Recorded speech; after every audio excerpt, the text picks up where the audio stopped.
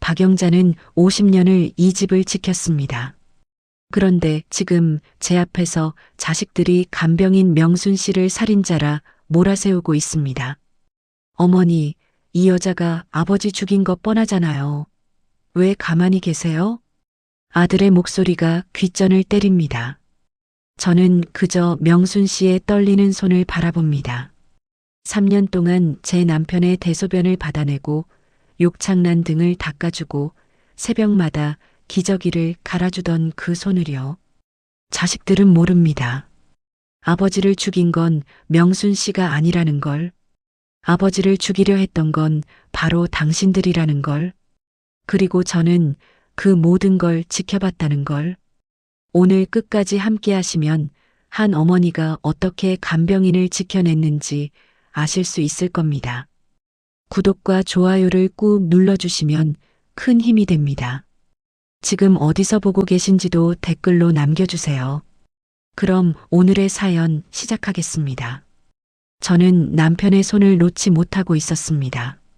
79년을 살아온 그 손은 이미 차가웠고 손등의 핏줄은 검푸르게 굳어 있었습니다. 제 손도 떨렸습니다. 52년을 함께 산 사람이 이렇게 가는구나. 그렇게 생각하니 가슴이 무너져 내렸습니다. 명순 씨가 제 옆에 조용히 서 있었습니다. 그이의 눈가도 붉었습니다. 3년을 간병했으니 정도 들었겠지요. 남편이 마지막 숨을 거두기 전 명순 씨 손을 꼭 잡고 고맙소 했던 말이 아직도 귓가에 맴돌았습니다. 저는 명순 씨 어깨를 가만히 두드렸습니다. 고생 많으셨어요. 아니에요, 어머님. 제가 더 죄송합니다. 명순 씨는 고개를 숙였습니다. 뭐가 죄송하다는 건지 저는 알았습니다. 이 사람은 끝까지 최선을 다했다는 걸.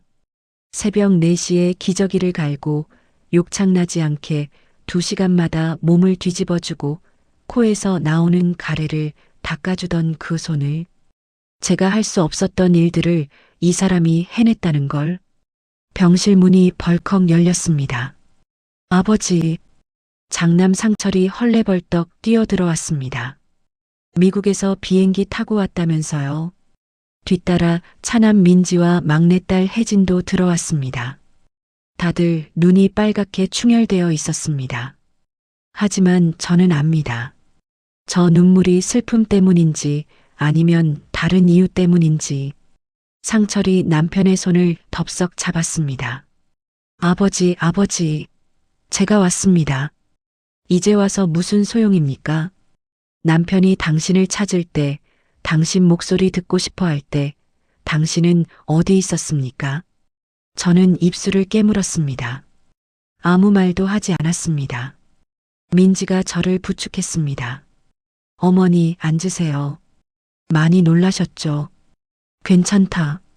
저는 짧게 대답하고 명순 씨를 바라봤습니다. 명순 씨는 벽 쪽으로 물러나 서 있었습니다. 자식들이 오면 간병인은 늘 그렇게 뒤로 물러납니다. 당연한 일이지요. 하지만 오늘따라 그 모습이 왠지 쓸쓸해 보였습니다. 혜진이 명순 씨를 힐끔 쳐다봤습니다. 고명순 씨 맞죠? 수고하셨어요. 이제 저희가 왔으니까 괜찮아요. 말투는 공손했지만 눈빛은 차가웠습니다. 명순 씨는 고개만 끄덕였습니다. 네, 그럼 제가. 잠깐만요. 상철이 명순 씨를 불렀습니다. 그 목소리가 예사롭지 않았습니다. 저는 가슴이 철렁 내려앉았습니다. 아버지 돌아가시기 전에 뭐 특별한 일 없었습니까? 특별한 일이요? 약이라든지 호흡기라든지 혹시 이상한 거 없었냐고요? 명순 씨의 얼굴이 하얗게 질렸습니다. 저도 손에 땀이 났습니다. 시작되는구나. 제가 두려워했던 그 순간이. 아니요, 없었습니다. 평소처럼 간호했고 새벽에 호흡이 약해지셔서 바로 연락드렸고 평소처럼. 상철이 비웃듯 코웃음을 쳤습니다. 평소처럼 했는데 왜 우리 아버지가 갑자기 돌아가셨죠? 어제까지만 해도 괜찮으셨다는 주치의 말씀 들었는데요. 그건 병이 원래 그런 겁니다. 갑자기 악화되는 게 아버지 통장에서 돈 빠져나간 거 알고 계시죠? 민지가 끼어들었습니다. 저는 깜짝 놀라 민지를 쳐다봤습니다. 통장을 언제 조사한 겁니까? 그건 제가 드린 간병비입니다. 어머님께서 직접 600만 원이요? 한 달 간병비로요? 혜진도 가세했습니다. 셋이서 한 사람을 애워싸는 모습이 마치 짐승 같았습니다. 저는 일어났습니다. 그만해라. 어머니, 잠깐만요. 이거 확실히 해야 합니다. 상철이 제 말을 끊었습니다. 그리고는 명순 씨를 노려봤습니다. 아버지가 고명순 씨한테 땅 한 평을 준다는 유언장 썼다던데 맞습니까? 순간 병실 안공기가 얼어붙었습니다. 명순 씨는 아무 말도 하지 못했습니다. 그저 떨리는 입술만 달싹거렸습니다. 저는 주먹을 꽉 쥐었습니다. 손톱이 손바닥을 파고들었지만 아프지 않았습니다. 대답 못 하시겠어요? 왜요? 떳떳하면 대답하시지. 그건 박 사장님께서 제게 우리 아버지가 치매셨잖아요. 정신도 제대로 없으신 분이 무슨 유언장을 써요. 상철이 소리를 질렀습니다. 복도에 있던 사람들이 병실 쪽을 쳐다봤습니다. 치매 환자 이용해서 재산 가로챈 거 아닙니까? 그것도 모자라서 아버지 일찍 보내려고 약을 조작한 거 아니에요. 아니에요. 저는 그런 적 없습니다. 명순 씨가 처음으로 목소리를 높였습니다. 그이의 눈에서 눈물이 주르륵 흘러내렸습니다. 저는 정말 사장님을 정성껏, 정성? 돈 때문에 한 게 정성이에요? 혜진이 비아냥거렸습니다. 저는 참을 수 없었습니다. 그만두지 못할까? 제 목소리가 병실을 울렸습니다. 자식들이 깜짝 놀라 저를 쳐다봤습니다. 저는 평생 목소리를 높여본 적이 없었습니다. 그런 제가 소리를 질렀으니 놀랄 만도 했지요. 어머니, 명순 씨는 아무 잘못 없어. 니네 아버지 3년 동안 지극정성으로 돌본 사람이야. 어머니도 속으셨어요. 이 사람이 얼마나 교활한지 모르시니까. 속은 게 아니야. 저는 상철을 똑바로 쳐다봤습니다. 내가 다 봤어. 명순 씨가 니네 아버지한테 어떻게 했는지. 니네가 오지도 않을 때, 전화 한 통 없을 때, 이 사람이 니네 아버지 손잡고 말동무 해줬어. 내가 못한 걸 다 해줬다고. 그래도 유언장도 니네 아버지가 멀쩡할 때 쓴 거야. 변호사도 입회했어. 치매 운운하지 마라. 상철의 얼굴이 일그러졌습니다. 하지만 저는 알고 있었습니다. 이게 끝이 아니라는 걸. 이 아이들은 절대 물러서지 않을 거라는 걸. 재산이 걸려 있으니까요. 명순 씨가 떨리는 목소리로 말했습니다. 어머님, 괜찮습니다. 제가 나가겠습니다. 명순 씨, 정말 괜찮아요. 사장님 마지막 가시는 길인데 제가 시끄럽게 해서 죄송합니다. 명순 씨는 남편께 마지막 인사를 하고 병실 문을 나갔습니다. 그이의 뒷모습이 너무도 초라해 보였습니다. 3년을 함께 했는데 이렇게 쫓겨나듯 가야 하다니. 저는 다시 남편의 손을 잡았습니다. 차가운 손이었습니다. 그 손이 제게 말하는 것 같았습니다. 당신 명순이 좀 지켜주오. 저 아이들한테 넘어가지 않게. 알겠습니다, 영감. 저는 속으로 대답했습니다. 당신 마지막 부탁, 제가 꼭 지키겠습니다. 장례식장은 조문객들로 북적였습니다. 저는 상주 자리에 앉아 고개를 숙인 채 절을 받았습니다. 무릎이 아팠습니다. 허리도 끊어질 것 같았습니다.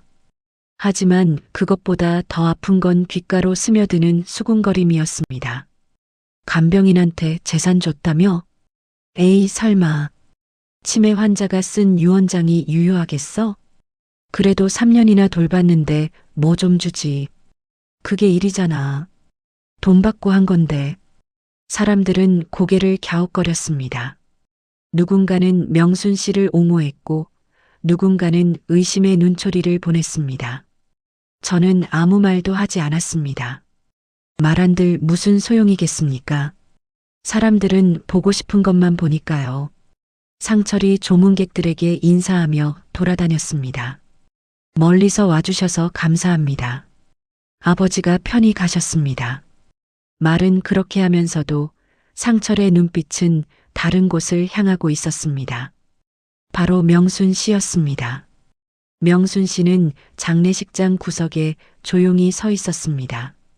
검은 상복을 입고 고개를 숙인 채 마치 그림자처럼요. 조문객들이 지나갈 때마다 명순 씨는 더 몸을 움츠렸습니다. 사람들의 시선이 따가웠을 겁니다. 민지가 제 옆으로 다가왔습니다. 어머니, 좀 쉬세요. 제가 대신 앉아 있을게요. 괜찮다. 안 괜찮아 보이세요. 얼굴이 창백하세요.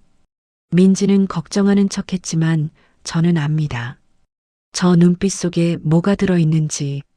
민지는 사업에 실패하고 빚이 2억 원이 넘습니다. 아버지 땅만 팔면 빚을 다 갚을 수 있지요. 어머니, 유 원장 얘기 좀 해야 할 것 같은데요. 지금, 네. 형이랑 누나랑 얘기했는데 변호사 선임해서 유 원장 무효 소송하기로 했어요. 저는 민지를 똑바로 쳐다봤습니다. 무효 소송? 네. 아버지가 치매 진단 받으신 상태에서 쓴 유 원장은 법적으로 무효거든요. 그리고 간병인이 부당하게 영향력을 행사했을 가능성도 있고요. 니네 아버지는 멀쩡했어. 어머니, 병원 기록 다 있어요. 치매 진단서요.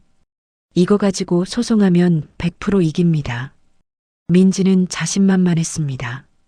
저는 한숨이 나왔습니다. 그래 해라. 니네 마음대로 해. 어머니도 같이 원고로 들어가셔야 해요. 배우자니까요. 나는 안 한다. 왜요? 니네 아버지 유언이야. 내가 왜 그걸 뒤집어. 민지의 얼굴이 굳었습니다. 어머니, 그 여자가 뭘 했길래 그렇게 감싸세요? 정그러시면 어머니 목까지 다 넘어가는 거예요. 상관없어. 저는 자리에서 일어났습니다. 더 이상 이 대화를 할 수가 없었습니다. 빈소를 나와 복도를 걷는데 혜진이 누군가와 통화하고 있었습니다. 응, 변호사 선임했어. 유 원장 무효 소송 준비 중이야. 당연하지. 간병인 주제에 땅을 받겠다고? 말이 돼? 우리 아버지 홀린 거 분명해. 어머니? 어머니는 우리 편이야. 나중에 설득하면 돼. 저는 그 자리에 멈춰 섰습니다. 혜진은 제가 뒤에 서 있는 줄도 모르고 계속 말했습니다. 집도 어차피 어머니 명의잖아. 어머니 요양원 보내고 우리가 관리하면 되지. 그럼 월세 받아서 3남매가 나눠 가질 수 있고. 요양원. 그 단어가 귓가를 때렸습니다. 혜진은 돌아서다가 저와 눈이 마주쳤습니다. 순간 혜진의 얼굴이 하얗게 질렸습니다. 어머니. 저는 아무 말 없이 혜진을 지나쳐 걸었습니다. 뒤에서 혜진이 뭐라 말하는 것 같았지만 듣고 싶지 않았습니다. 화장실로 들어가 문을 잠갔습니다. 거울 속 제 얼굴을 봤습니다. 주름투성이 얼굴, 핏기 없는 입술, 움푹 꺼진 눈. 75년을 산 얼굴이었습니다. 그중 52년을 남편과 살았고 48년을 자식들 키우며 살았습니다. 그런데 지금 그 자식들이 저를 요양원에 보내려 한다고요? 눈물이 났습니다. 참았던 눈물이 주르륵 흘러내렸습니다. 저는 입을 손으로 막았습니다. 소리내서 울면 안 됐습니다. 밖에 사람들이 있으니까요. 한참을 울고 나서야 마음이 조금 진정되었습니다. 세수를 하고 밖으로 나왔습니다. 복도에 명순 씨가 벽에 기대어 서 있었습니다. 명순 씨도 우셨나 봅니다. 눈이 빨갛게 부어 있었습니다.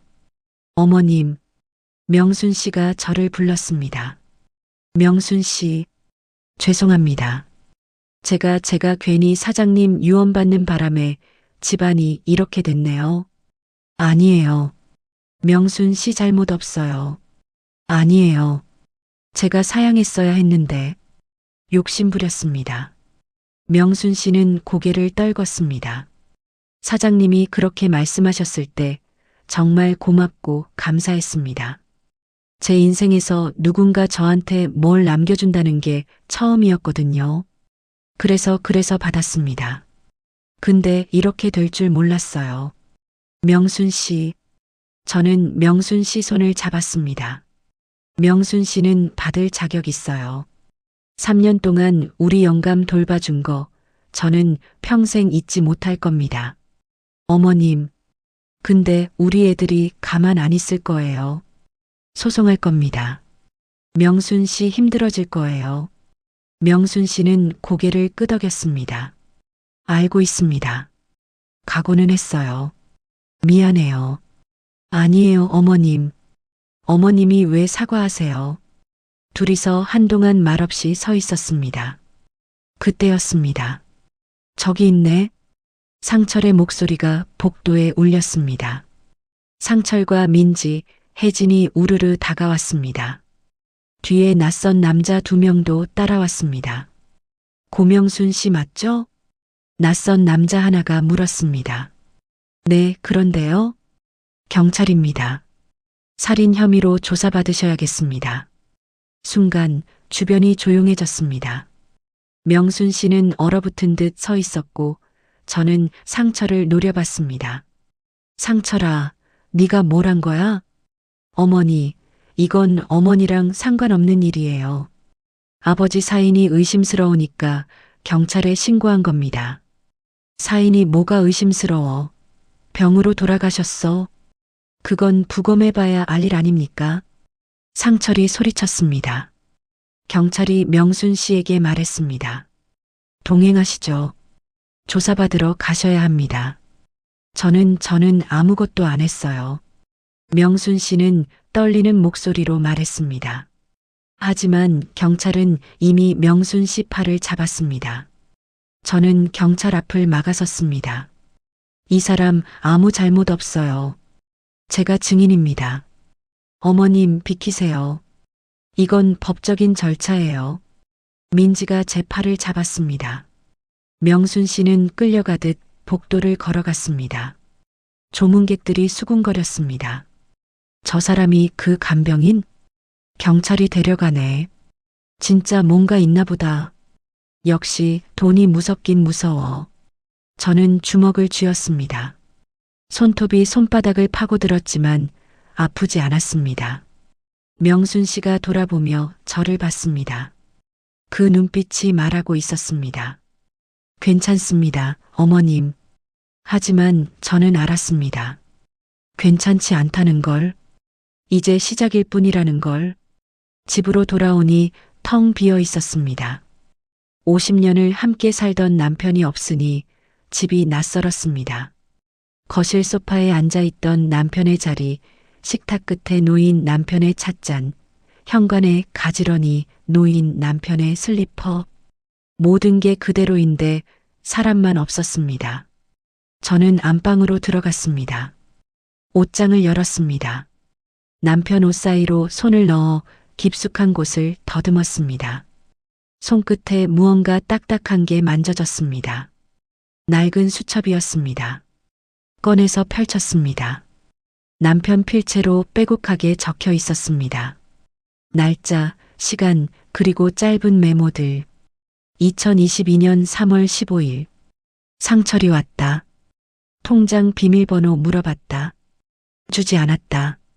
2022년 5월 2일. 민지가 전화했다. 돈 2천만 원 빌려달라고. 거절했다. 2023년 1월 7일. 혜진이 집에 왔다. 진명에 바꾸자고. 화났다. 남편은 치매에 걸리기 전부터 자식들의 행동을 기록하고 있었습니다. 저는 몰랐습니다. 남편이 이렇게 꼼꼼하게 적어두고 있었다는 걸. 수첩을 넘기는데 손이 떨렸습니다. 2023년 6월 20일. 상철이 약을 가져왔다. 건강보조제라고 했다. 명순 씨가 성분 확인하더니 먹지 말라고 했다. 이상한 약이라고. 저는 숨이 멎는 것 같았습니다. 계속 읽었습니다. 2023년 7월 3일. 민지가 병원비 아끼자며 산소호흡기 빼자고 했다. 거절했다. 명순 씨가 절대 안 된다고 말렸다. 2023년 9월 12일. 혜진이 요양원 자료 가져왔다. 나를 보내려고. 영자한테 미안하다. 남편은 다 알고 있었습니다. 자식들이 뭘 원하는지, 자신을 어떻게 생각하는지. 그래서 명순 씨에게 땅을 남긴 겁니다. 자식들한테 줬다간 서로 싸우기만 할 거니까요. 저는 수첩을 가슴에 안았습니다. 영감, 당신 혼자 얼마나 힘들었습니까? 눈물이 났습니다. 하지만 울 수가 없었습니다. 아직 할 일이 남아 있었으니까요. 핸드폰이 울렸습니다. 명순 씨였습니다. 어머님, 명순 씨 어디세요? 경찰서에서 조사받고 나왔습니다. 일단은 귀가 조치됐어요. 다행이네요. 근데 어머님, 큰일 났어요. 명순 씨 목소리가 떨렸습니다. 부검 결과가 나왔는데 사장님 혈액에서 이상한 약물 성분이 나왔대요. 수면제 과다 복용 의심된다고. 저는 눈을 감았습니다. 그게 제가 먹인 약이 아닌데 경찰은 자꾸 저를 의심해요. 제가 사장님 약 관리했으니까요. 명순 씨, 어머님, 저 정말 안 했어요. 저는 알아요. 명순 씨 안 했다는 거. 그럼 누가 한 거예요? 도대체 누가? 저는 대답하지 못했습니다. 누가 했는지 저는 알았으니까요. 전화를 끊고 다시 수첩을 펼쳤습니다. 마지막 장에 남편이 쓴 글이 있었습니다. 2025년 1월 25일. 상철이 가져온 약을 명순 씨 몰래 먹었다. 안 먹으면 계속 괴롭힐 것 같아서 이제 얼마 못 살 것 같다. 명순 씨한테 미안하다. 영자한테 미안하다. 하지만 이게 나은 것 같다. 더 이상 짐이 되고 싶지 않다. 남편은 알면서도 약을 먹었습니다. 자식이 건넨 약이 독인 줄 알면서도 차라리 그게 낫다고 생각한 겁니다. 더 이상 가족에게 짐이 되고 싶지 않아서 저는 수첩을 덮었습니다. 가슴이 미어졌습니다. 남편이 얼마나 외로웠을까요? 얼마나 슬펐을까요? 현관 초인종이 울렸습니다. 나가보니 상철과 민지가 서 있었습니다. 어머니, 들어가도 돼요? 들어와. 거실로 안내했습니다. 둘은 소파에 앉았고 저는 맞은편에 앉았습니다. 어머니, 부검 결과 들으셨죠? 상철이 말했습니다. 아버지 혈액에서 수면제 성분 나왔대요. 명순이란 여자가 먹인 거 확실합니다. 저는 차를 따르며 물었습니다. 확실하다는 증거는? 아버지 약 관리한 사람이 명순이잖아요. 그 여자 아니면 누가 했겠어요? 네가 했을 수도 있지. 찻잔을 내려놓는 제 손이 떨리지 않았습니다. 상철이 어이없다는 표정을 지었습니다. 어머니, 지금 무슨 말씀하시는 거예요? 내가 아는데. 네가 아버지한테 약 갖다 준 거. 그건 건강보조제였어요. 건강보조제에 수면제가 들어있나? 상철의 얼굴이 굳었습니다. 민지가 끼어들었습니다. 어머니, 그건 오해예요. 형은 아버지 건강 챙기려고 그런 거였어요. 건강 챙기려고 수면제를 먹였어? 그게 아니라. 그럼 뭐야? 빨리 죽으라고 먹인 거야? 제 목소리가 차가웠습니다. 상철이 벌떡 일어났습니다. 어머니, 어머니도 그 여자한테 완전히 세뇌됐네요. 도대체 명순이가 뭘 했길래 어머니까지 이러세요. 세뇌 안 됐어. 내가 다 봤어. 뭘 봤는데요? 니네가 아버지한테 뭘 했는지. 다 봤다. 저는 일어나서 안방으로 갔습니다. 수첩을 가지고 나왔습니다. 이거, 상철이 수첩을 보더니 얼굴이 하얗게 질렸습니다. 이게 뭐예요? 니네 아버지가 쓴 일기야. 니네가 뭘 했는지 다 적혀 있어. 민지가 수첩을 낚아챘습니다. 펼쳐서 읽더니 손이 떨렸습니다. 이건 아버지가 치매 걸려서 헛소리 쓴 거예요. 치매 걸리기 전부터 쓴 거야. 날짜 확인해봐. 상철과 민지는 서로를 쳐다봤습니다. 저는 그들을 똑바로 봤습니다. 니네 아버지는 니네가 뭘 원하는지 다 알았어. 그래서 명순 씨한테 땅을 준 거야. 니네한테 주면 서로 싸울 게 뻔하니까. 어머니, 그리고 니네가 먹인 약도 알면서 드셨어. 차라리 그게 낫다고 생각하셨대. 더 이상 짐이 되고 싶지 않으셔서. 상철이 주저앉았습니다. 민지는 고개를 떨구었습니다. 저는 계속 말했습니다. 근데 나는 가만히 못 봐. 명순 씨가 니네 아버지 죽였다고? 천만에. 니네 아버지 살린 사람이 명순 씨야. 니네가 먹인 약 걸러내고 산소호흡기 지키고 밤새 간병한 사람이 누군지 아냐? 어머니, 우리가 잘못했어요. 근데 이제 와서 뭐? 명순 씨한테 죄 뒤집어 씌우고 니네는 편하게 살려고? 저는 수첩을 다시 가져왔습니다. 안 돼. 이 수첩 경찰에 제출할 거야.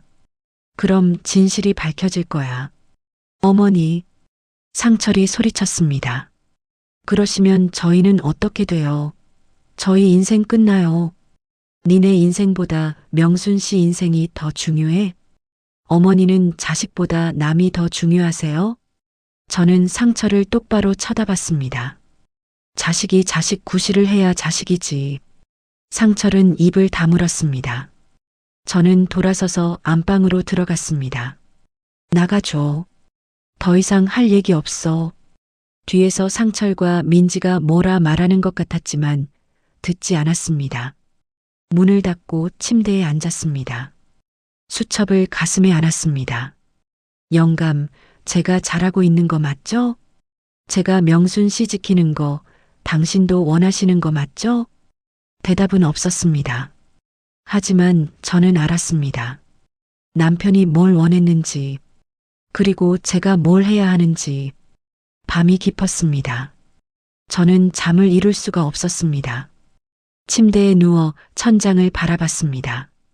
남편이 누웠던 자리가 차갑게 식어 있었습니다. 눈을 감으면 기억이 떠올랐습니다. 1년 전 남편이 치매 진단을 받던 날이었습니다. 병원에서 나오는데 상철이 주차장에서 전화 통화를 하고 있었습니다. 저는 화장실에 다녀온다고 하고 뒤에 서 있었습니다. 응, 아버지 치매래. 이제 얼마 못 가실 거야. 상철의 목소리는 담담했습니다. 슬픔이 없었습니다. 유언장? 당연히 써야지. 근데 변호사 통해서 제대로 해야 돼. 나중에 문제 생기면 안 되니까. 저는 그 자리에 얼어붙었습니다. 아들은 아버지 병보다 유언장을 먼저 생각하고 있었습니다. 어머니한테? 어머니야 뭐 원하는 대로 해드리면 되지. 어차피 어머니 재산도 나중엔 우리 거잖아. 저는 뒤돌아서 화장실로 갔습니다. 거울 앞에 서서 한참을 서 있었습니다. 가슴이 먹먹했습니다. 그때부터였습니다. 저는 자식들을 다르게 보기 시작했습니다. 또 다른 기억이 떠올랐습니다. 6개월 전 민지가 집에 왔을 때였습니다. 어머니, 아버지 병원비 너무 많이 나가는 거 아니에요? 민지는 병원비 영수증을 들고 말했습니다. 한 달에 300만 원씩 나가잖아요. 1년이면 3,600만 원이에요. 그게 어쨌다는 거냐? 요양병원으로 옮기면 반값이에요. 어차피 치매시라 아무것도 모르시는데 굳이 비싼 병원에 계실 필요 있나요? 저는 민지를 똑바로 쳐다봤습니다. 네 아버지가 아무것도 모른다고? 네, 실제로 치매 환자는. 네 아버지는 네 얼굴 보면 웃으셔. 네 이름 부르셔. 그게 아무것도 모르는 거냐? 민지는 입을 다물었습니다. 요양병원은 사람이 부족해서 제대로 돌보지도 못해. 욕창나고 폐렴 걸리고 그렇게 빨리 돌아가시는 거야. 그래도 어머니, 돈이 뭐가 중요하냐? 사람 목숨보다? 민지는 더 이상 말하지 못했습니다. 하지만 저는 알았습니다. 민지는 아버지 병원비가 아까운 거였습니다. 자기가 물려받을 재산이 줄어드니까요. 또 다른 기억. 석 달 전 혜진이 요양원 팸플릿을 가져왔을 때였습니다. 어머니, 이거 보세요. 여기 시설 정말 좋대요. 혜진은 팸플릿을 펼쳐 보여줬습니다. 어머니 혼자 이 큰 집에서 뭐 하세요? 아버지 돌아가시면 외로우실 텐데 요양원 가시면 또래분들도 많고 좋잖아요. 나는 우리 집에서 살 거야. 근데 어머니, 혼자 사시기엔 집이 너무 크잖아요. 관리도 힘드시고. 관리는 내가 알아서 해. 어머니 나이가 벌써 75이세요. 넘어지시기라도 하면 어떡하세요? 혜진은 걱정하는 척했지만 저는 속을 알았습니다. 혜진은 이 집을 팔고 싶은 겁니다. 서울 강남 한복판 20평 아파트인데도 15억은 할 집이었습니다. 혜진아, 네 어머니, 네 속마음 다 보여. 혜진의 얼굴이 굳었습니다. 집 팔고 싶으면 내 돈으로 사서 팔아라. 내 집은 내가 죽을 때까지 내가 산다. 혜진은 아무 말도 못하고 팸플릿을 챙겨갔습니다. 이런 기억들이 파편처럼 떠올랐습니다. 저는 언제부터 자식들을 의심하게 됐을까요? 언제부터 자식들이 낯설어졌을까요? 아니, 어쩌면 처음부터 저는 알고 있었는지도 모릅니다. 이 아이들이 부모를 사랑하는 게 아니라 부모의 재산을 사랑한다는 걸. 핸드폰이 울렸습니다. 손자 준우였습니다. 할머니, 준우야, 왜 이렇게 늦게 전화했어? 할머니, 저 할 말이 있어요. 준우의 목소리가 떨렸습니다. 뭔데? 아빠가 할아버지한테 이상한 약 먹인 거 제가 봤어요. 저는 침대에서 벌떡 일어났습니다. 뭐라고? 작년 겨울이었어요. 할아버지 병실에 아빠가 갔는데 명순 아줌마가 자리 비운 사이에 약을 주머니에서 꺼내서 할아버지 물컵에 넣었어요. 준우야, 확실하니? 네.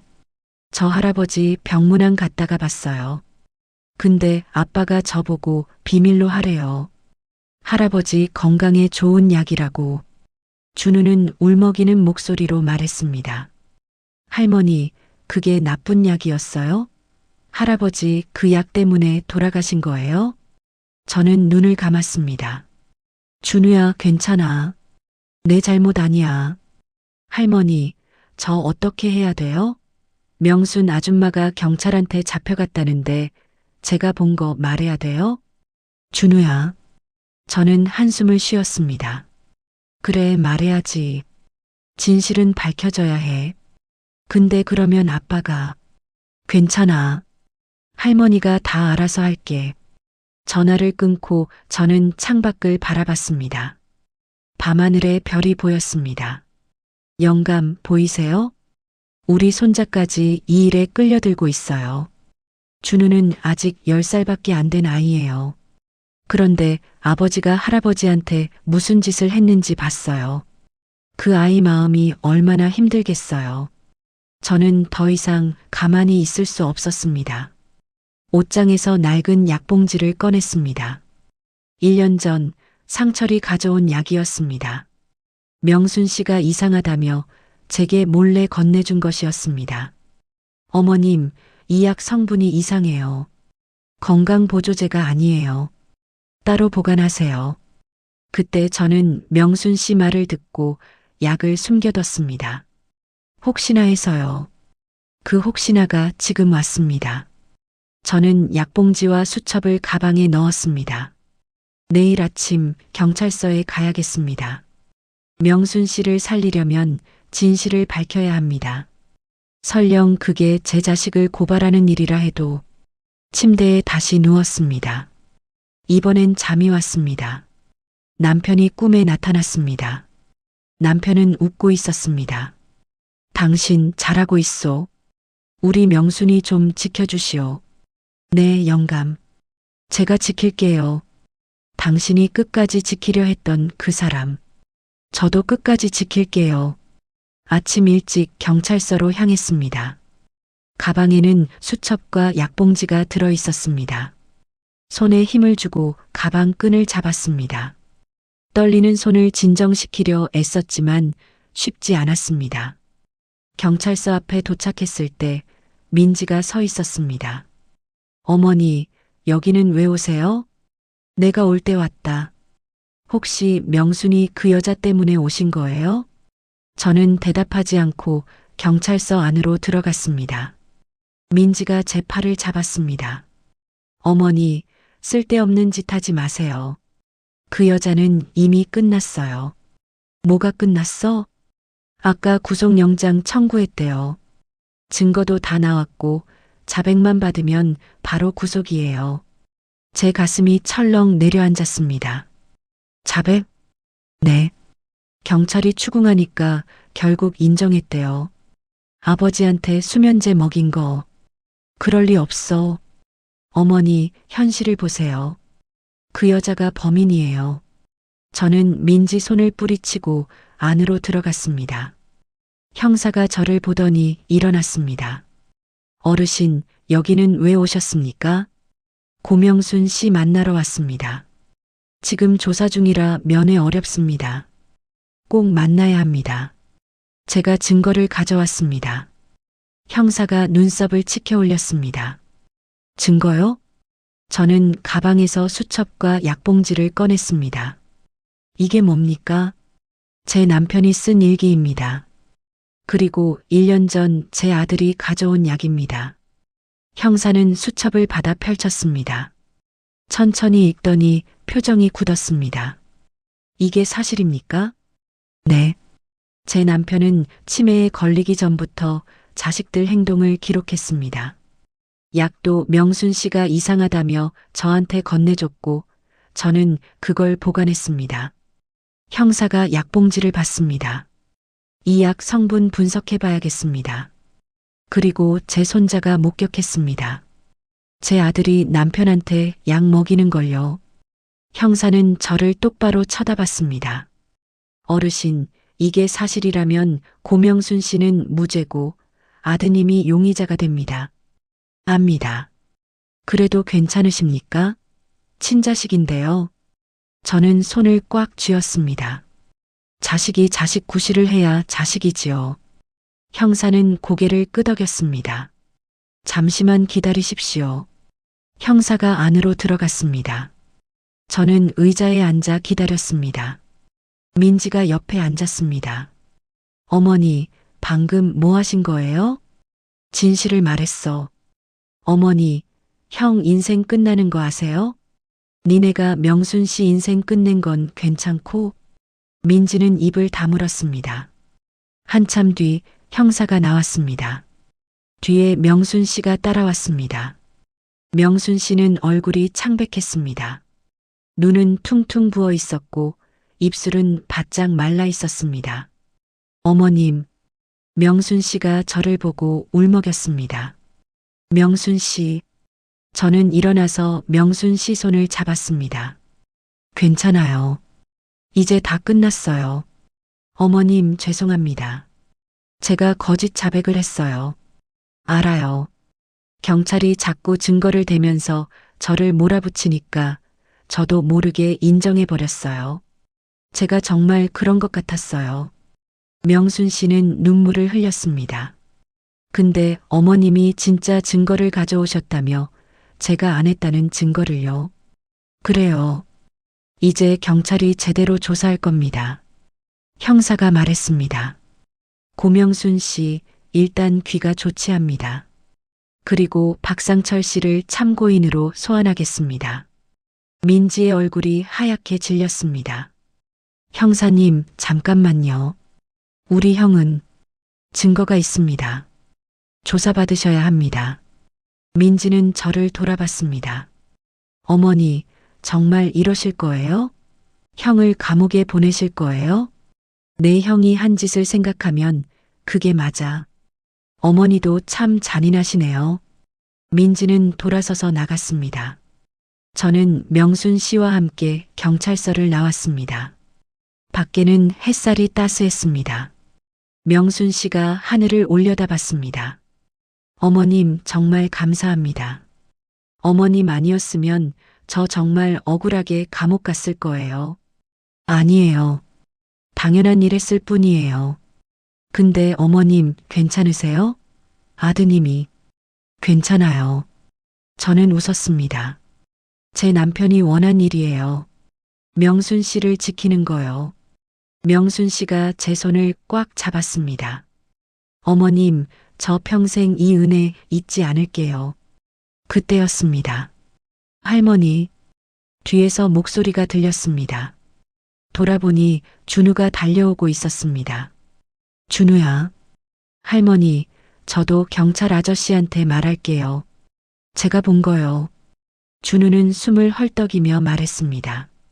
아빠가 할아버지한테 약 먹인 거 제가 봤어요. 제가 증인이에요.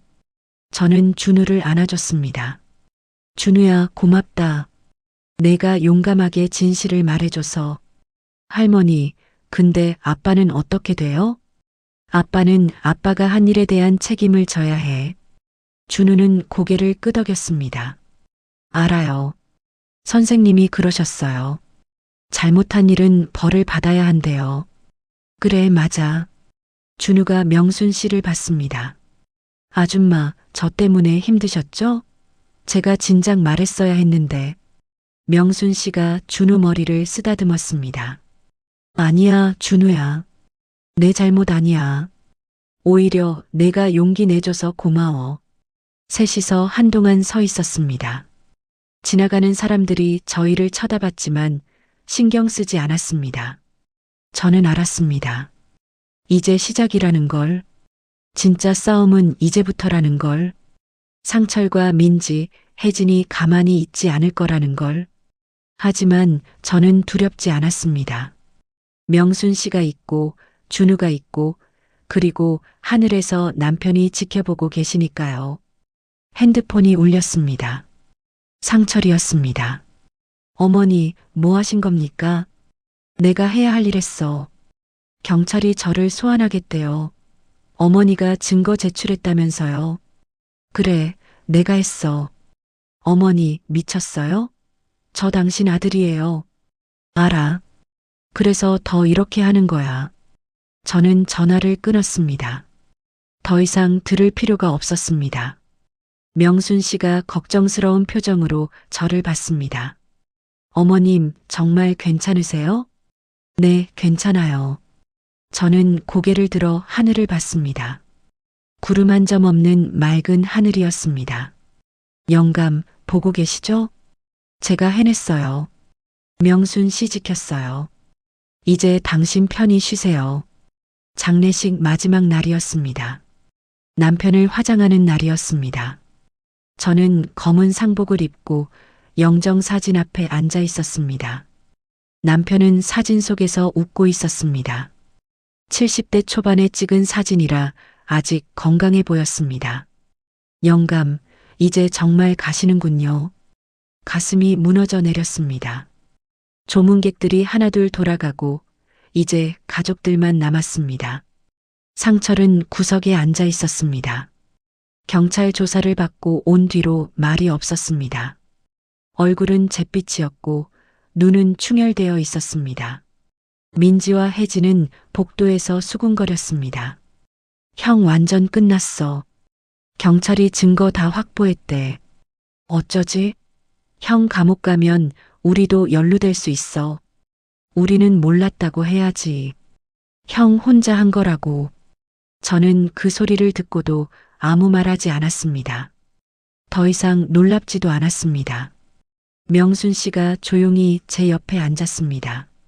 어머님, 괜찮으세요? 네, 괜찮아요. 오늘 화장하시면 정말 마지막이시네요. 그렇죠. 저는 남편 사진을 바라봤습니다. 평생을 함께 살았는데 이렇게 보내려니 실감이 안 나요. 사장님도 어머님 옆에 계시고 싶으실 거예요. 아니에요. 이 사람은 편히 쉬고 싶어 할 거예요. 이 세상이 너무 힘들었으니까. 명순 씨는 아무 말 하지 않았습니다. 그때 상철이 일어나서 다가왔습니다. 어머니, 뭐냐? 죄송합니다. 상철이 무릎을 꿇었습니다. 어머니, 제가 잘못했습니다. 용서해 주세요. 저는 상철을 내려다봤습니다. 뭐가 잘못이냐? 아버지한테 그런 짓을 한 게요. 약 먹인 거 말하는 거냐? 상철은 고개를 끄덕였습니다. 처음엔 그냥 빨리 편해지시라고 했던 거예요. 아버지가 너무 고생하시는 것 같아서. 거짓말 하지 마라. 제 목소리가 차갑게 식었습니다. 니는 아버지가 빨리 돌아가셔야 유산 받을 수 있으니까 그랬지. 효심이 아니라 욕심이었어. 상철은 얼굴을 들지 못했습니다. 어머니, 제발 경찰한테 선처 부탁 좀 해주세요. 제가 감옥 가면 우리 가족은 어떻게 돼요? 네 가족은 생각하면서 왜 우리 가족은 생각 안 했어? 왜 네 아버지는 생각 안 했어? 죄송합니다, 어머니. 정말 죄송합니다. 상철이 바닥에 이마를 찧었습니다. 민지와 혜진도 다가와서 무릎을 꿇었습니다. 어머니, 형 용서해 주세요. 우리까지 망하면 안 돼요. 혜진이 울먹였습니다. 저는 셋을 내려다봤습니다. 이 아이들이 제 자식들이 맞나 싶었습니다. 평생 키우고 먹이고 입힌 아이들이 이렇게 쉽게 아버지를 해칠 수 있었나 싶었습니다. 일어나라. 어머니, 일어나라고 했어. 셋은 떨리는 몸으로 일어났습니다. 저는 가방에서 서류 뭉치를 꺼냈습니다. 이게 뭐예요? 민지가 물었습니다. 니네 아버지 유언장이야. 정식으로 공증받은 거. 상철이 서류를 받아 펼쳤습니다. 읽다가 얼굴이 굳었습니다. 이게 뭡니까? 보면 알잖아. 니네 아버지는 재산을 명순 씨한테 10%, 나한테 90% 남기셨어. 니네는 한 푼도 없어. 말도 안 돼요. 우리가 자식인데. 민지가 소리쳤습니다. 자식이면 뭐하냐? 자식 구실 안 했는데. 혜진이 떨리는 목소리로 말했습니다. 어머니, 농담이시죠? 정말 우리한테 아무것도 안 주신 거예요? 농담 아니야. 니네 아버지 유언이야. 그럼 어머니 돌아가시면요? 그때는 우리가 받는 거죠? 저는 또 다른 서류를 꺼냈습니다. 이것도 봐라. 이건 뭐예요? 내 유언장이야. 내 재산도 명순 씨한테 20%, 나머지는 고아원과 양로원에 기부한다. 셋의 얼굴이 하얗게 질렸습니다. 어머니, 미쳤어요? 상철이 소리쳤습니다. 우리가 뭘 잘못했다고 이래요? 평생 키워준 자식들한테 이럴 수 있어요. 잘못이 뭐냐고? 니네 아버지 죽인 게 잘못이 아니냐? 저는 죽인 게 아니에요. 그냥 뭐, 빨리 가시라고 도와준 거? 그게 살인이야. 상철은 말문이 막혔습니다.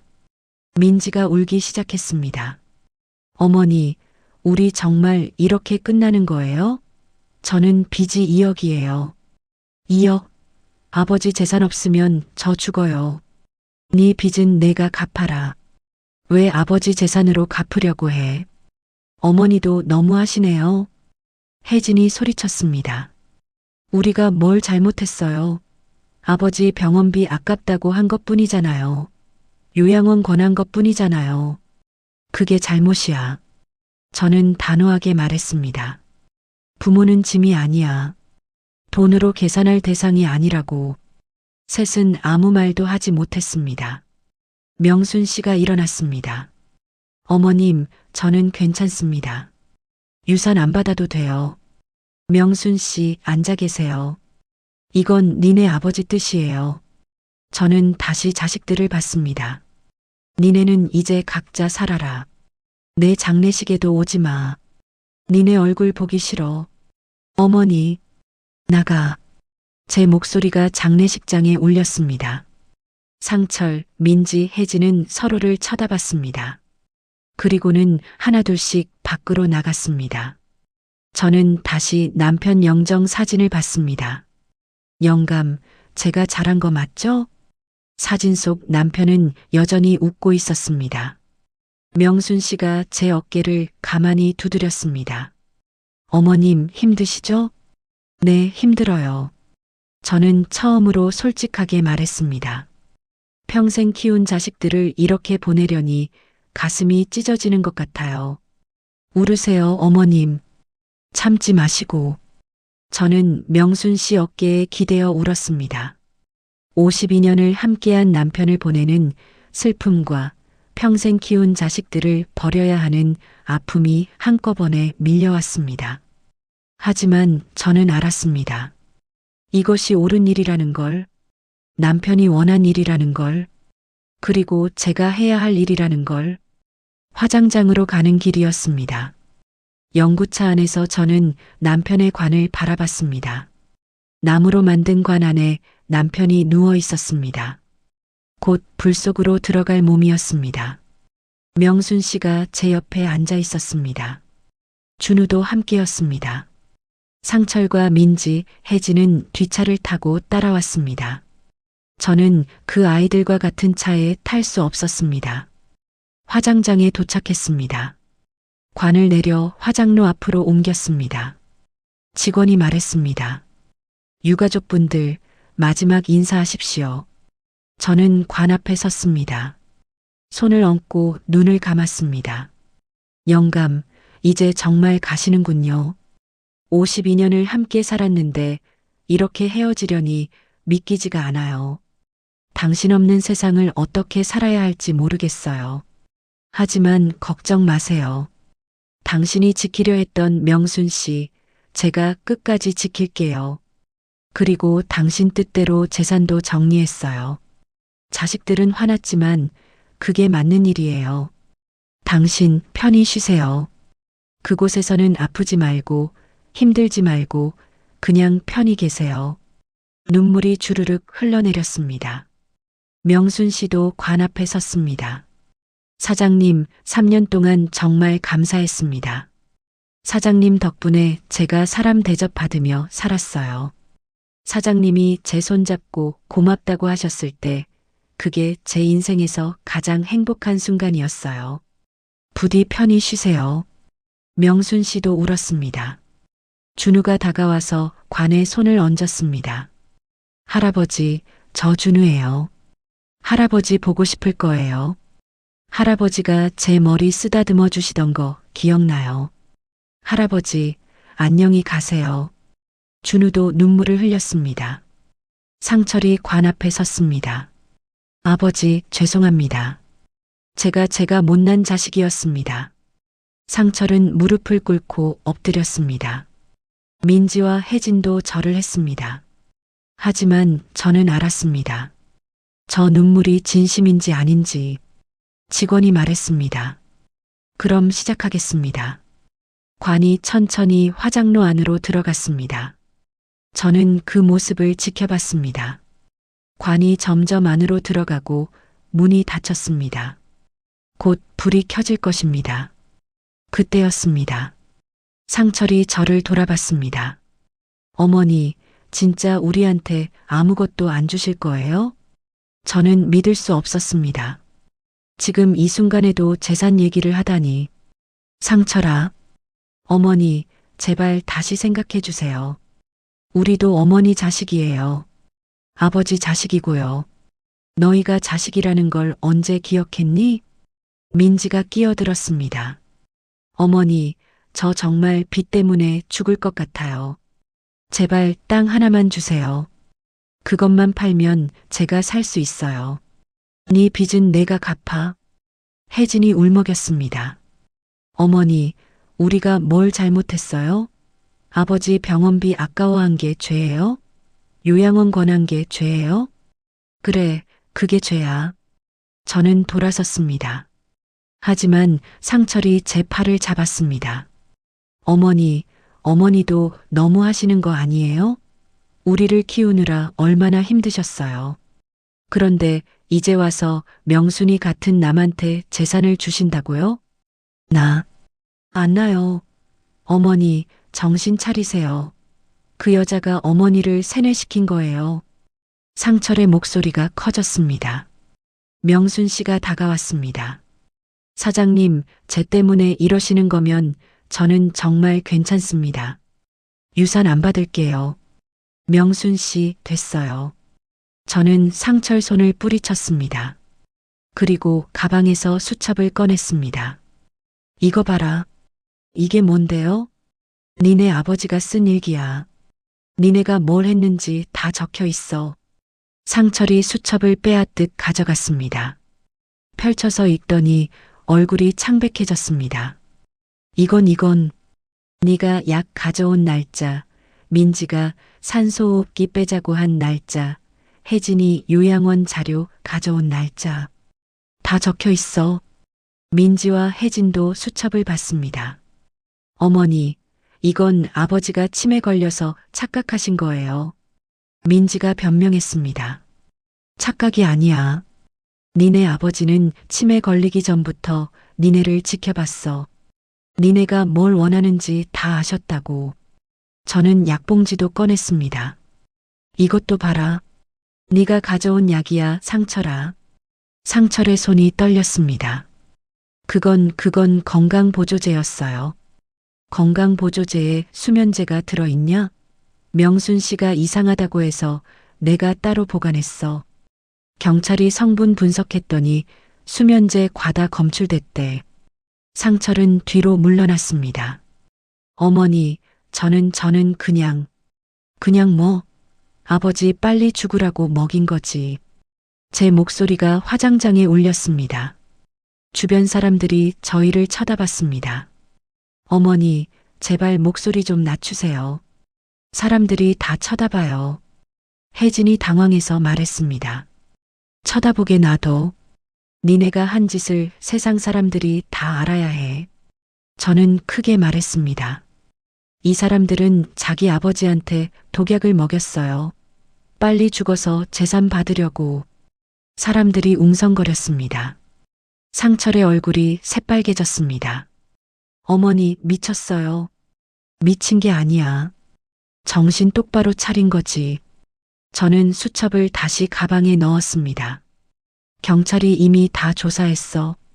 증거도 다 있고 준우 증언도 있고. 상철아, 너 곧 구속될 거야. 상철은 주저앉았습니다. 민지가 저를 봤습니다. 어머니, 형이 그런 거예요. 저랑 혜진이는 몰랐어요. 니네도 공범이야. 아버지 빨리 돌아가시길 바란 건 마찬가지잖아. 혜진이 울기 시작했습니다. 어머니, 우리 정말 몰랐어요. 형이 약 먹인 거 우리는 정말 몰랐다고요. 알았든 몰랐든 니네는 아버지를 돈으로만 봤어. 그게 죄야. 저는 화장로를 돌아봤습니다. 불이 켜졌습니다. 안에서 붉은 불빛이 새어나왔습니다. 영감, 보고 계시죠? 니네 자식들 모습. 이게 네가 평생 키운 자식들이에요. 저는 눈물을 흘리며 말했습니다. 하지만 걱정 마세요. 명순 씨가 있어요. 이 사람은 진짜 당신을 사람으로 봤어요. 돈이 아니라 사람으로요. 명순 씨가 제 손을 잡았습니다. 어머님, 명순 씨, 우리 이제 어떻게 살아야 할까요? 함께 사시죠, 어머님. 둘이서 의지하면서요. 저는 고개를 끄덕였습니다. 상철이 일어나서 밖으로 나갔습니다. 민지와 혜진도 따라갔습니다. 저는 그 뒷모습을 지켜봤습니다. 안녕, 내 자식들. 이제 우리는 남이야. 화장로 앞에는 저와 명순 씨, 그리고 준우만 남았습니다. 준우가 저를 올려다봤습니다. 할머니, 이제 어떻게 돼요? 준우야, 할머니가 잘 살 거야. 명순 아줌마랑 함께. 저도 같이 살아도 돼요? 그럼 당연하지. 저는 준우를 안아줬습니다. 불꽃이 화장로 안에서 타올랐습니다. 남편이 제가 되어가고 있었습니다. 하지만 저는 알았습니다. 남편의 뜻은 사라지지 않는다는 걸. 명순 씨를 지키라는 그 마지막 부탁. 저는 꼭 지킬 겁니다. 끝까지. 6개월이 흘렀습니다. 계절은 어느덧 가을이 되었습니다. 집 앞 은행나무 잎이 노랗게 물들었습니다. 저는 마당에 앉아 그 나뭇잎을 바라봤습니다. 명순 씨가 차를 가져왔습니다. 어머님, 국화차예요. 드세요. 고마워요, 명순 씨. 저는 차를 받아 마셨습니다. 따뜻한 차가 목으로 넘어갔습니다. 어머님, 오늘 날씨 좋네요. 그러게요. 영감이 좋아하던 날씨예요. 명순 씨는 제 옆에 앉았습니다. 둘이서 한동안 말없이 은행나무를 바라봤습니다. 명순 씨, 네, 어머님. 같이 살아줘서 고마워요. 무슨 말씀을요? 제가 더 감사하죠. 남편 장례식 이후 명순 씨는 저와 함께 이 집에서 살고 있었습니다. 처음엔 사양했지만 저는 끝까지 설득했습니다. 명순 씨, 나 혼자 이 큰 집에서 어떻게 살아요? 같이 살아요. 하지만 어머님, 제가 그럴 자격 있어요. 우리 영감이 원한 일이에요. 결국 명순 씨는 이 집으로 왔습니다. 2층 작은 방을 쓰고 있었습니다. 처음엔 어색했습니다. 가족도 아니고 그렇다고 남도 아니고. 하지만 시간이 지나면서 둘은 편해졌습니다. 아침이면 명순 씨가 식사를 준비했고 저는 설거지를 했습니다. 낮에는 각자 할 일을 하다가 저녁이면 함께 텔레비전을 봤습니다. 말이 많지는 않았지만 그게 오히려 좋았습니다. 서로를 배려하는 침묵이었습니다. 현관 초인종이 울렸습니다. 준우였습니다. 할머니, 어머, 준우야. 어서 와. 준우는 학교 끝나면 자주 놀러 왔습니다. 상철은 구속되어 교도소에 있었고 준우 어머니는 이혼을 준비하고 있었습니다. 준우는 외할머니 집에서 지냈지만 저를 자주 찾아왔습니다. 할머니, 오늘 학교에서 100점 받았어요. 어머, 우리 준우 장하다. 뭐 받았는데? 수학이요. 대단한데? 명순 아줌마, 준우 간식 줘야겠어.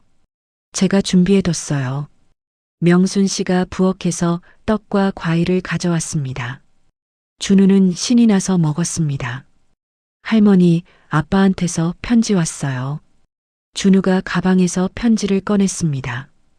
읽어봤니? 네. 아빠가 미안하대요. 그리고 할머니한테 용서 빌어달래요. 저는 편지를 받았습니다. 펼쳐서 읽었습니다. 어머니, 저 상철입니다. 어머니께 드릴 말씀이 없습니다. 제가 아버지께 용서받을 수 없는 짓을 저질렀습니다. 매일 밤 꿈에서 아버지가 나타나십니다. 저를 원망하지 않으시고 그저 슬픈 눈으로 바라보십니다. 그게 더 괴롭습니다. 어머니, 용서해달라는 말은 안 하겠습니다. 다만 준우만은 잘 부탁드립니다. 제 아들이지만 저와는 다른 사람으로 자라길 바랍니다. 저는 편지를 접었습니다. 준우야, 아빠 답장 할머니가 써줄까? 네. 저는 편지지를 꺼내 펜을 들었습니다. 상철아, 내 편지 잘 받았다. 용서는 아직 못하겠다. 내 아버지가 얼마나 고통스러웠을지 생각하면 가슴이 미어진다. 하지만 준우는 잘 키우겠다. 내가 걱정 말고 그곳에서 내 죗값을 치러라. 그리고 진짜 뉘우쳐라. 엄마가 편지를 봉투에 넣었습니다. 준우야, 이거 아빠한테 보내. 네, 할머니. 준우는 편지를 받아 가방에 넣었습니다. 민지한테서도 연락이 왔었습니다. 한 달 전이었습니다. 어머니, 저 민지예요. 뭐하러 전화했니? 어머니, 죄송합니다. 제가 잘못했어요. 그래, 알았어. 어머니, 저 정말 힘들어요. 빚 때문에 집도 빼앗기고 아내도 이혼하겠대요. 그건 내가 감당할 일이야. 어머니, 도와주세요. 제발이요. 안 돼. 저는 전화를 끊었습니다. 며칠 뒤 민지가 집 앞까지 왔었습니다. 대문 앞에서 울며 불렀습니다. 어머니, 어머니, 제발 문 열어주세요. 저는 창문으로 내다봤지만 문을 열지 않았습니다. 명순 씨가 걱정스럽게 물었습니다. 어머님, 괜찮으세요? 괜찮아요. 마음 약해지면 안 돼요. 결국 민지는 돌아갔습니다. 혜진은 연락이 끊겼습니다. 들리는 소문으론 남편과 해외로 이민 갔다고 했습니다. 어머니 얼굴 보기 창피해서 도망간 거겠지요. 저는 세 자식을 다 잃었습니다. 아프지 않냐고요? 아픕니다. 매일 밤 가슴이 쓰립니다. 하지만 후회는 없습니다. 제가 옳은 일을 했다고 믿으니까요. 명순 씨, 산책 갈까요? 좋아요, 어머님. 둘은 집을 나와 동네 공원으로 갔습니다. 준우도 함께였습니다. 공원에는 단풍이 들었습니다. 빨갛고 노란 잎들이 바람에 흩날렸습니다. 어머님, 날씨 정말 좋네요. 그러게요. 이럴 때 영감이랑 산책했으면 좋았을 텐데.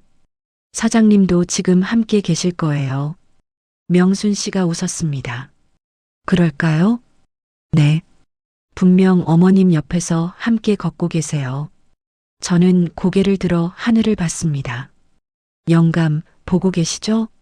저 잘 살고 있어요. 명순 씨랑 준우랑 셋이서요. 외롭지 않아요. 이 사람들이 있어서요. 준우가 앞서 뛰어갔습니다. 할머니, 명순 아줌마, 빨리 와요. 준우야, 천천히 뛰어. 명순 씨가 소리쳤습니다. 저는 그 모습을 보며 웃었습니다. 이상하지요. 피 한 방울 안 섞인 사람들인데 가족 같았습니다. 아니, 어쩌면 진짜 가족인지도 모릅니다. 피로 맺어진 게 가족이 아니라 마음으로 맺어진 게 가족이니까요. 벤치에 앉았습니다. 명순 씨가 가방에서 무언가를 꺼냈습니다. 어머님, 이거 드릴 게 있어요. 뭔데요? 사장님 유언장에 있던 땅이요. 제가 팔았어요. 왜요? 그거 명순 씨 거잖아요. 팔아서 반은 제가 쓰고 반은 준우 교육비로 저축했어요. 명순 씨, 어머님, 저 이제 더 이상 간병인으로 살고 싶지 않아요. 작은 가게라도 하나 차리려고요. 좋은 생각이에요. 그리고 준우는 제대로 공부시켜서 좋은 사람으로 키우고 싶어요. 명순 씨가 준우를 바라봤습니다. 사장님이 그러셨어요. 손자만큼은 제대로 키우고 싶다고. 그 아이만큼은 돈보다 사람이 먼저라는 걸 알고 자랐으면 좋겠다고. 저는 고개를 끄덕였습니다. 그래요. 우리 준우는 달라야죠. 네, 어머님. 해가 지고 있었습니다. 공원에 노을이 졌습니다. 빨갛고 아름다운 노을이었습니다. 어머님, 저 행복해요. 명순 씨가 갑자기 말했습니다. 62년 살면서 처음으로 제 집이 생겼어요. 제 가족도 생겼고요. 명순 씨, 평생 남의 집 살고 남의 가족 돌보고 살았는데 이제는 제 삶을 사는 것 같아요. 명순 씨 눈에 눈물이 맺혔습니다. 어머님, 정말 감사해요. 나도 고마워요, 명순 씨. 내 곁에 있어줘서. 둘은 손을 맞잡았습니다. 75살 노인과 62살 전 간병인. 피 한 방울 안 섞였지만 서로의 마지막을 함께할 가족이었습니다. 준우가 뛰어왔습니다. 할머니, 명순 아줌마, 저기 꽃밭이에요. 같이 가요. 그래, 가자. 셋은 손을 잡고 꽃밭으로 걸어갔습니다. 노을이 세 사람의 뒷모습을 비쳤습니다. 저는 생각했습니다. 영감, 우리 잘하고 있는 거 맞죠? 하늘에서 대답이 들리는 것 같았습니다. 그래, 잘하고 있소. 이제 당신도 행복하게 사시오. 저는 미소 지었습니다. 네, 영감. 행복하게 살게요. 남은 시간이 얼마 안 되겠지만 이 사람들과 함께 웃으며 살게요. 그게 당신이 원한 일이니까요. 가을바람이 불었습니다. 은행나무 잎이 하나 둘 떨어졌습니다. 저는 떨어지는 잎을 바라보며 걸었습니다. 명순 씨와 준우와 함께, 새로운 가족과 함께, 새로운 삶을 향해. 1년 뒤, 명순 씨는 작은 반찬 가게를 열었습니다. 동네 어르신들이 자주 찾는 가게가 되었습니다. 준우는 중학생이 되었습니다. 공부도 잘하고 친구들한테도 인기가 많았습니다. 무엇보다 마음이 따뜻한 아이로 자라고 있었습니다. 상철은 징역 5년을 선고받았습니다. 교도소에서 모범수로 생활하고 있다고 들었습니다. 민지는 파산했습니다. 지금은 작은 회사에 다니며 빚을 갚고 있다고 합니다. 혜진은 여전히 연락이 없습니다. 저는 여전히 이 집에서 삽니다. 명순 씨와 함께요. 가끔 남편 산소에 갑니다. 명순 씨도 함께 가고 준우도 함께 갑니다. 산소 앞에 앉아 남편께 말합니다. 영감, 우리 잘 살고 있어요. 당신 걱정 마세요. 당신이 지키려 했던 사람들, 제가 잘 지키고 있어요. 그리고 당신이 원했던 삶, 우리가 살고 있어요. 돈보다 사람이 먼저인 삶을요. 산소 옆에 핀 코스모스가 바람에 흔들립니다. 저는 그 꽃을 보며 웃습니다. 명순 씨도 웃고 준우도 웃습니다. 우리는 행복합니다. 가족이니까요. 여기까지가 오늘의 이야기입니다. 평생 누군가를 위해 헌신하다 손가락질 받은 분들, 억울하게 오해받은 분들, 진심을 다했는데 배신당한 분들. 여러분의 진심은 하늘이 압니다. 언젠가는 진실이 밝혀질 것이고 여러분의 가치는 인정받을 것입니다. 이 이야기가 여러분께 작은 위로가 되었기를 바랍니다. 오늘도 끝까지 함께 해주셔서 감사합니다. 이 이야기가 도움이 되셨다면 구독과 좋아요로 응원해주세요. 여러분의 응원이 더 좋은 이야기를 만드는 힘이 됩니다. 다음 이야기에서 또 뵙겠습니다. 건강하세요.